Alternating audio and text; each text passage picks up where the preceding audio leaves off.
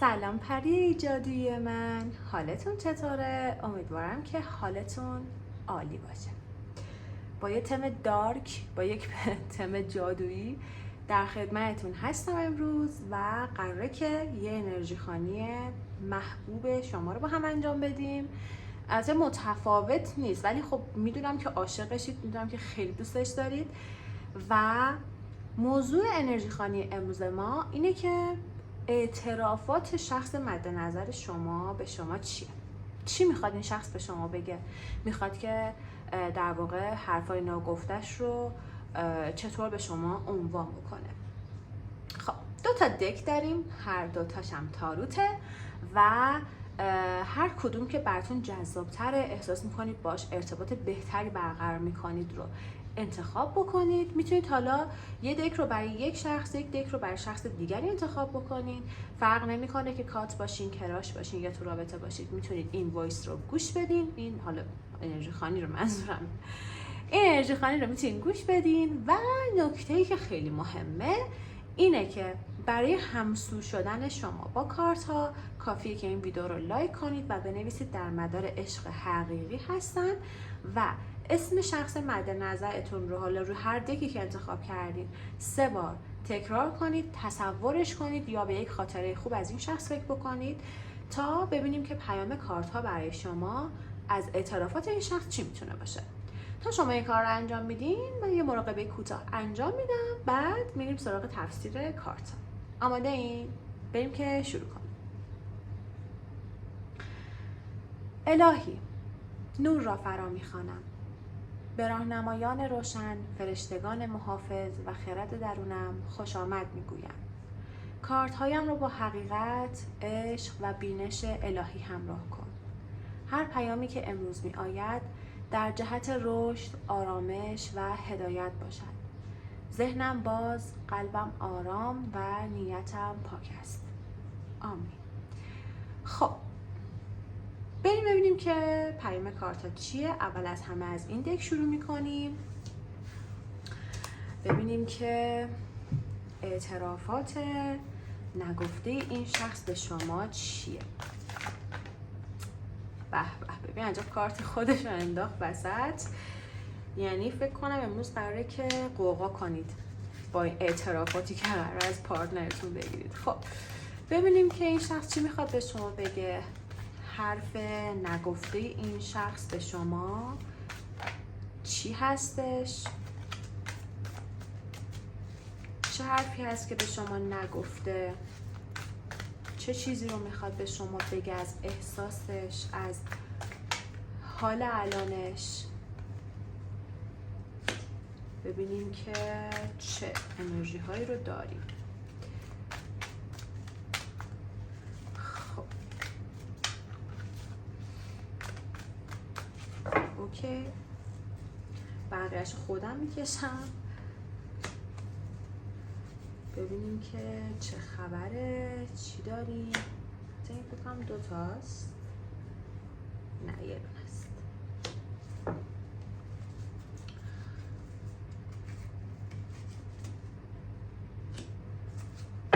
خب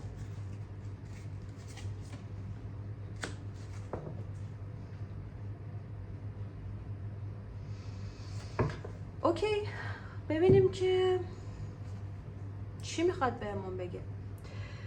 اول از این که ظاهرا حالا امیدوارم که تصویر کارتا خوب باشه، چون من اصلا دسترسی به دوربین ندارم. نمیدونم مثلا کارتا مشخص هست، قشنگ مشخص نیست چجوری. حالا من میارم کارتا رو بالاتر که بیشتر تو کادر باشه. خب اول از این که انگار این شخص داره میگه که من عاشقتم، من دوستت دارم، من خیلی میخوامت، خاطرتو خیلی میخوام، خیلی دوستت دارم و تو خیلی منو به وجد میاری.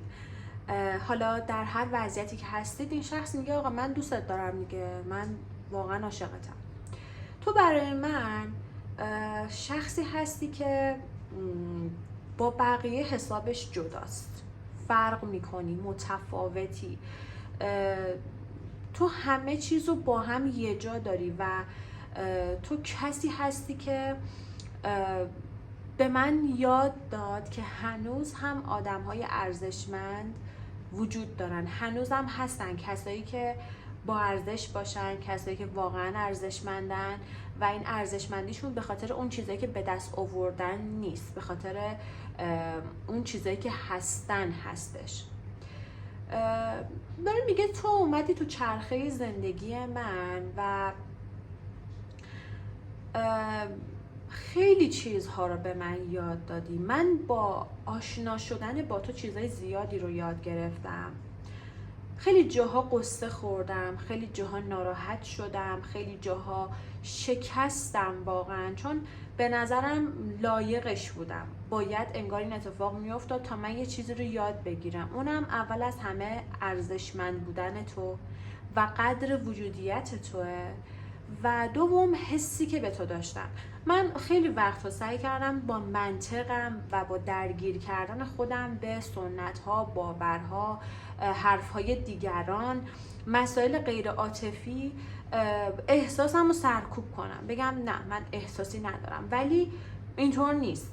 نه، هر چقدر جلوتر میرم متوجه میشم که نه آقا، من حس دارم، من نمیتونم بی تفاوت باشم، من نمیتونم تو رو ببینم و هیچ ریاکشنی نداشته باشم. و در حال حاضر احساس میکنم که اگه تو زندگی من نباشی و اگر تو زندگی من نباشی، من خیلی غمگین میشم، من خیلی تنها میشم.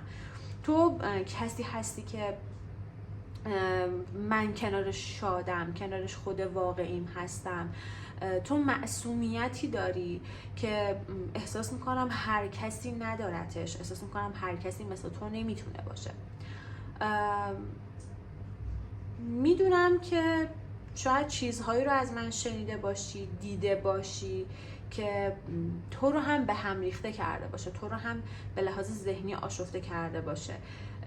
ولی چیزهایی که شنیدی و حالا دیدی یا مثلا حالا از من تجربه کردی، تمام اون چیزی که من هستم نیست. یعنی من شاید مثلا اون روی دارک خودم رو تا الان به تو نشون دادم، اون روی خوبم و اون روی رومانتیک و عاشق و مثلا عالیم و هنوز برات رو نکردم. هنوز اون حس عاشقانه‌ای که به تو دارم، اون حس علاقه‌مندیمو به تو نشون ندادم و منتظرم که یک جرقه اتفاق بیفته، منتظرم یک چیزی این وسط تغییر بکنه، چرخش عوض بشه تا من بتونم کلید این رابطه رو به دست بیارم و به قولی یه کاری برای این رابطه بکنم. حالا این کار میتونه مثلا این باشه که رابطه رو با شما شروع کنه، میتونه این باشه که رابطه رو جدی‌تر بکنه، میتونه مثلا هر چیزی با توجه به شرایط شما باشه. ولی خب ظاهرا به نظر میرسه که این شخص به لحاظ احساسی خیلی شما رو دوست داره. و یه سناریوی دیگه هم که هست اینه که حالا من اگر بخوام از فاز اعترافات بیام بیرون، احساس میکنم این آدم خیلی احساس پریشون احوالی در حال حاضر داره و شاید به خاطر این قضیه خیلی تو خودش رفته باشه و شما فکر بکنید که فنجون احساسات این شخص خالی شده، یعنی حسی بهتون نداره، در صورتی که اینطور نیست و به نظر میاد که واقعا احساس داره نسبت به شما و علاقه‌منده بهتون، ولی مسائلی براش اتفاق افتادن که حالا مثلا این آدم رو برده تو خودش. ببینید بیشتر این مسائل انگار عذاب وجدان کارایی هستش که کرده. حالا مثلا اگر به شما آسیب رسونده، اگر ناراحتتون کرده، اگر به همتون ریخته، شاید عذاب وجدان اونه که مثلا این انزوا رو براش به وجود آورده، یا شاید خودش تو مسائل زندگی شخصی خودش احساس تنهایی میکنه، احساس میکنه کسی درکش نمیکنه، کسی نمیفهمدش و یکم به هم ریخته هست. و جالب این که برای خیلی هاتون تاروت میگه این شخص داره خودش رو خیلی در واقع میخوره و درونن خیلی احساس ضعف و شکست میکنه، اما تو ظاهر ممکنه که اینطور خودش رو نشون نده. تو ظاهر مثلا خودش خیلی قوی و خیلی محکم و خیلی منطقی و خیلی پا برجا بخواد نشون بده. کامل میخواد تا رو بگه که شاید ظاهر و باطن این شخص تو رفتار و عمل کرد متفاوت با اون چیزی باشه که شما دارید میبینید. اگر از این شخصی آدم خشک و سرد و عبوس و جدی دارید میبینید، ممکنه درونن نه واقعا آدم احساسی و مهربون و عاشق پیشه‌ای باشه، ولی خب الان داره خودش رو این شکل نشون میده. یا اگر نه خیلی این شخص عاشق پیشه است الان در حال حاضر، اگر برعکسه خیلی عاشق پیشه است، خیلی داره با عشق با شما رفتار میکنه، شاید درونن آدم خشک و سرد و جدی و مثلا حالا سفت و سختی باشه، ولی ظاهرا با شما خیلی عاشقانه تر و مهربان تر داره برخورد میکنه به خاطر عشقی که به شما داره و نمیخواد که مثلا شما رنجیده بشی از اون روی واقعی خودش. میتونه اینطوری هم باشه. ولی خب در کل حس میکنم که میگم دیگه اون چیزی که اول و آخر موضوع شما میخواستین بدونید و این شخص داره میگه من دوستت دارم. خب بریم ببینیم که روی دک دوم، روی دومین دک چه انرژی هایی هست، اونجا چه اعترافاتی رو داره این شخص به شما میده، شخص مد نظرشون. البته اگر احساس میکنید که محتوای دک قبل به شما نمیخورد یا مثلا متفاوت بود، میتونید این دک رو هم برای همون کیس گوش بدین، چون یه وقت میبینید که حالا با تمرکز بالا انتخاب نکردین یا حالا به هر حال انرژی اون کارت بهتون نخورده، میتونه این کارت برای شما انرژیش صادق باشه. ببینیم که اعترافات این دک برای شخص مد نظر شما چیه. شخص مد نظر شما چی میخواد به شما بگه؟ چه اعترافاتی رو نسبت به شما داره؟ ببینیم که پیام تاروت چی هستش و چه خبره. اعترافات شخص مد نظر.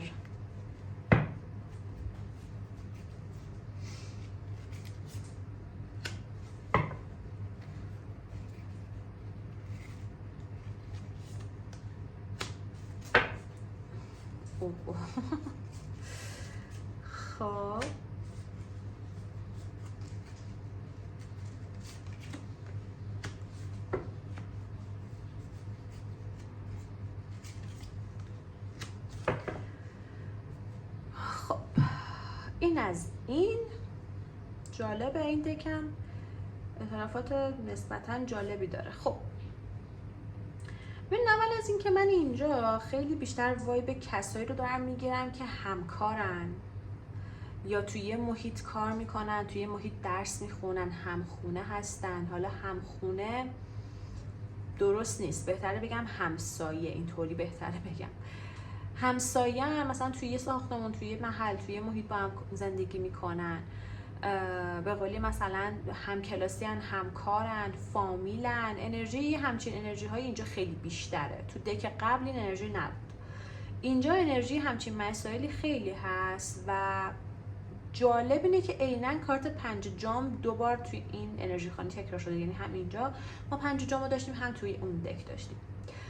خب ببینید، این شخص داره میگه که من آدم رمانتیکی نیستم. شاید اینو تا به الان فهمیده باشی که من آدم احساساتی و رمانتیکی نیستم. پس این جالب نیست که از من انتظار داشته باشی که بخوام هر لحظه دوستت دارم بهت بگم.